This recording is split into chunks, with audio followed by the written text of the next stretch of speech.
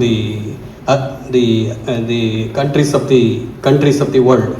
And also yoga is originating in the Vedic period and systematically developed through the Upanishad, Bhagavad Gita, and also the Yoga Sutras of Patanjali. This is how the yoga has been evolved over a period of time.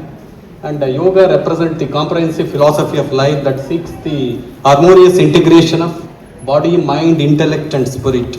Most of the time, being a common people, we thought that yoga is only meant for the physical fitness. Most of the people have that kind of the idea, but it is not like that.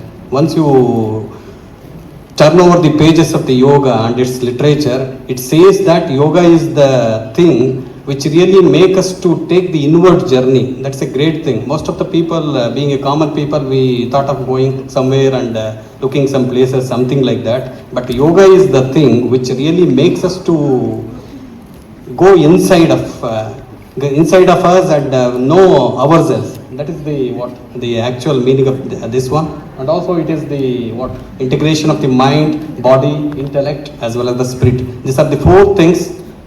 Four things are going to be integrated by doing the yoga. That's what it says. The next slide.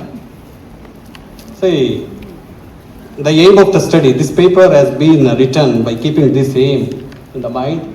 Examine the Swami Vivekananda's philosophy of yoga, and to demonstrate that it remains one of the most comprehensive and influential interpretation of Indian spiritual thought.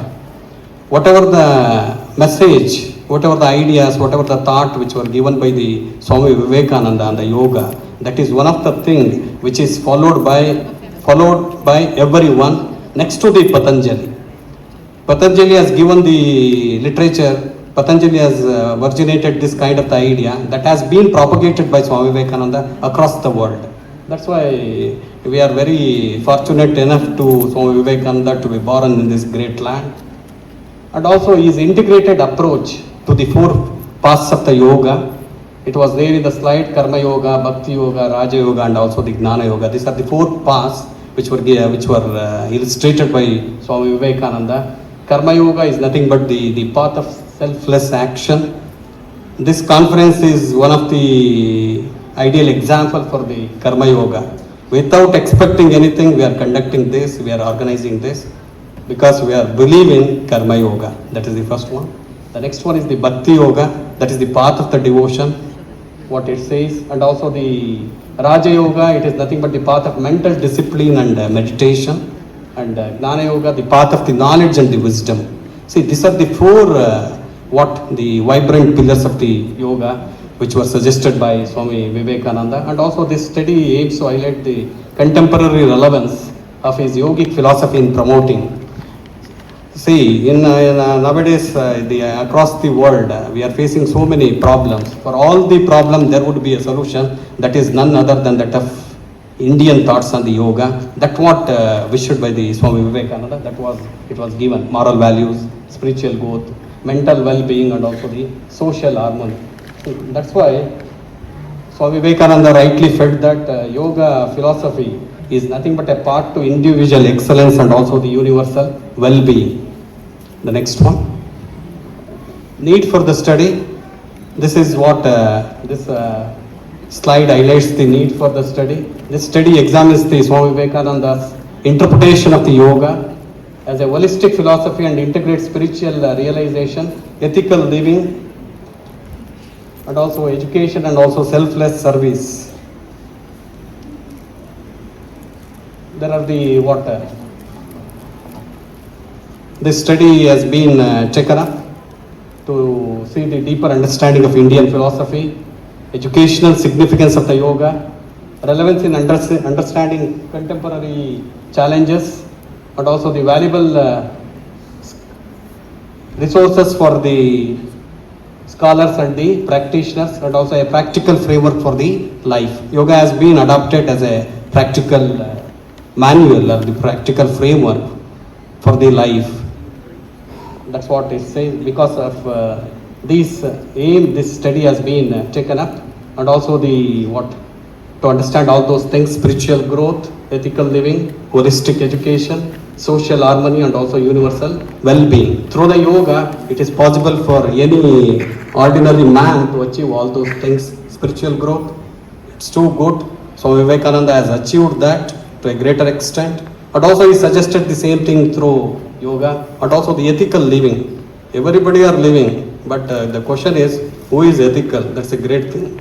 That is the second one. And also the holistic education, which develop the individual in all the dimensions, cognitive, affective, psychomotor, something like that. The entire wholesome personality, we can say, or else we can say that an all-round development is possible through the yoga. And also the social harmony, it's very important. We are living in a society. Without harmony, we are living right now. That is not what the salient feature of a human being. Harmony is a must. Harmony with everything, harmony with nature, harmony with everything. That's what. And also universal well-being. That is also one thing. Vasudhaiva Kutumbakam. We can easily declare Vasudhaiva Kutumbakam through the yoga. That's why, because of this great need, internationally the yoga has been recognized, and also a day is fixed for the International Day for Yoga. Next one.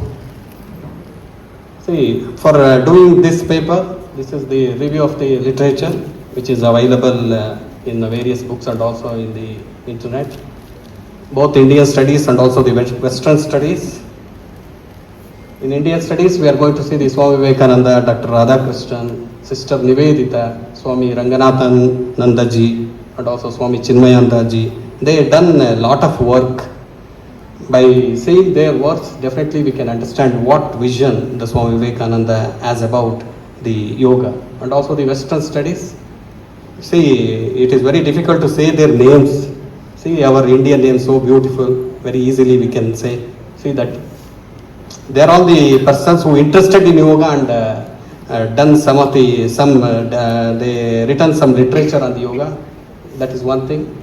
And also they see there is a research gap both in Indian as well as the Western studies.